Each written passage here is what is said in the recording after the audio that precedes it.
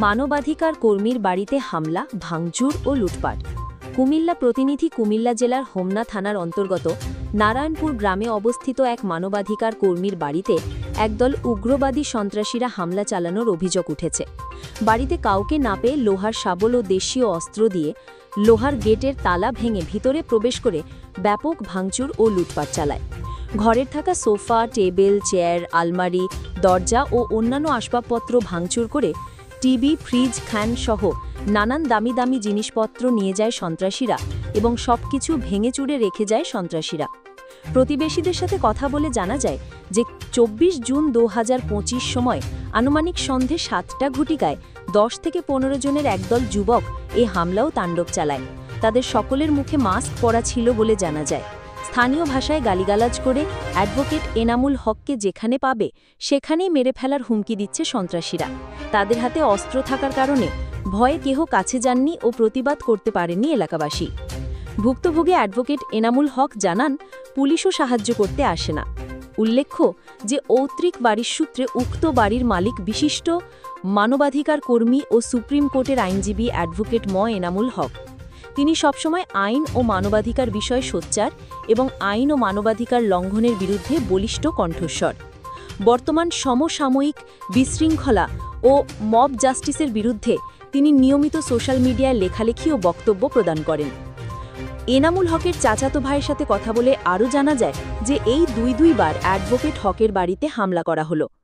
মূলত বিভিন্ন সময় বর্তমান পরিস্থিতি নিয়ে সমালোচনা ও প্রতিবাদ জানানোর কারণে ও রাজনৈতিক ক্ষোভের কারণে এই হামলা করা হয়ে থাকতে পারে বলে তাদের ধারণা। আইন শৃঙ্খলার দ্রুত উন্নয়ন ও মানুষের নিরাপত্তা জোরদার না করতে পারলে পরিস্থিতি আরও খারাপের দিকে যাবে বলেই মনে করছেন সর্বস্তরের জনগণ। এই বিষয়ে কুমিল্লা হোমনা থানার অফিসার ইনচার্জ মোহাম্মদ নাজমুল হোসেনের সাথে জানতে চাইলে তিনি বলেন, কোনো ধরনের অভিযোগ পায়নি, অভিযোগ পেলে তদন্তপূর্বক আইনগত ব্যবস্থা নেওয়া হবে।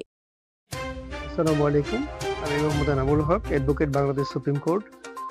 আমার গ্রামের বাড়ি হচ্ছে কুমিল্লা জেলার হোমনা থানায় নারায়ণপুর গ্রামে। বিগত সরকার পরিবর্তনের পর থেকে আমার বাড়িতে এই পর্যন্ত দুইবার হামলা করা হয়। প্রথমবার 21শে জানুয়ারি 2025 তারিখে হামলা করা হয়।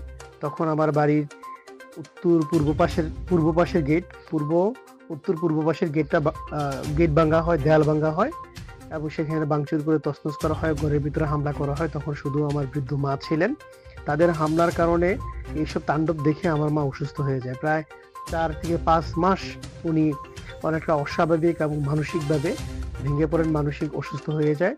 অনেক চিকিৎসার পর উনি এখন খানিকটাও সুস্থ, কিন্তু উনি বাড়িতে থাকতে ভয় পাচ্ছেন। সেই জন্য বাড়ি লক করা থাকে, তালা দেওয়া থাকে। তারপরেও গত 24শে জুন 2025 তারিখে আরও একদল 10-15 জনের, তারা মাস্ক পরে প্রত্যেকে দেশীয় অস্ত্রশস্ত্র নিয়ে আমার বাড়িতে হামলা করে আমার বাড়ির আরও একটা দেয়াল ভেঙে এবং কলাপসেবল গেট ভেঙে, তালা ভেঙে, মেইন দরজা শাবল দিয়ে ভেঙে ঢুকে ঘরে আবার ইচ্ছে মতো তারা লুটপাট করে। টিভি, ফ্রিজ এবং অন্যান্য দামি জিনিসপত্র, ওভেন, যা যা ছিল, বিভিন্ন শোপিস, এগুলো সবকিছু তারা ভিড় ধরবে সবকিছু লুট করে নিয়ে যায় এবং যেগুলো কিছু পুরনো ফার্নিচার ছিল সেগুলোকে ভেঙে তছনছ করে গুড়িয়ে দিয়ে রেখে যায়। স্টিলের আলমারি তালা ভেঙে ভিতরে যা ছিল গুরুত্বপূর্ণ জিনিসপত্র, কিছু কাপড় চোপড়, দামি জিনিসপত্র ছিল, সবকিছু তারা নিয়ে যায়, লুটপাট করে নিয়ে যায় এবং বাকি সবকিছু তারা ভাঙচুর করে। এইভাবে তারা একের পর এক তাণ্ডব এবং হামলা চালাচ্ছে। আমি একজন আইনজীবী, মানবাধিকার কর্মী, একজন রাজনৈতিক সচেতন ব্যক্তি। আমি রাজনীতি করতেই পারি। আমি যদি রাজনীতি করে কোনো দুর্নীতি না করি, অপরাধ না করি, তাহলে আমার উপরে বারবার কেন হামলা করা হবে? দেশের প্রতিটা মানুষের রাজনীতি করার সাংবিধানিক অধিকার রয়েছে, যে কোনো রাজনীতি করতে পারে। রাজনীতি করা কোনো অপরাধ নয়, তাহলে কেন বারবার করে আমার বাড়িতে হামলা করা হবে বা সারা দেশে এরকম ভাবে হামলা করা হবে?